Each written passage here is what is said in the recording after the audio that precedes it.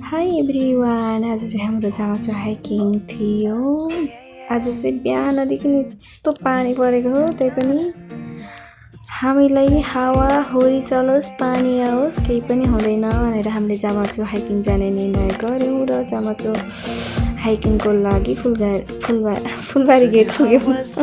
त मैले चाहिँ 10 जना टिकट लिइसकेको थिएँ। हाम्रो साथीहरू चाहिँ जसलाई कुर्दा 7 बजे गएको मान्छे 9 बजे भएको थियो है त। अनि हामी चाहिँ सुरुमा भिडियो बनाउँदै अगाडि बढ्यौँ।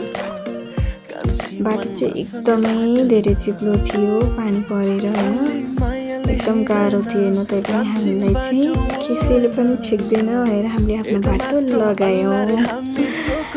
बिचबिचमा चाहिँ यति गाह्रो भइरहेको थियो होइन, तैपनि साथीहरू आरामले हिँडिरहेको थियो, कोही छिटो नै हिँडिरहेको थियो। अनि उनीहरूको लिडर चाहिँ म थिएँ कि, मेरो नाममा थियो नि त, मेरो जिम्मामा थियो नि सबैजना चाहिँ। यहाँबाट कोही एकजना मिस भयो भने मैले जिम्मेवारी लिनु परेको थियो होइन त। मेरो टोलीहरू हिँड्न नसकेर थाकेर यस्तो गाह्रो भएको थियो बिचरा। तर गाह्रो चाहिँ मलाई पनि भएको थियो। बिचबिचमा चाहिँ ल खाँदै हिँडौँ भनेर साथीहरूले खान थाले बाटोमै होइन खानेकुरा। र हामी माथि पुगेर खाजा खानलाई तयार भयो। भोकले यति भोक लागेको थियो होइन, सबैजना खाना लगाएर तर गइरहेको थियो।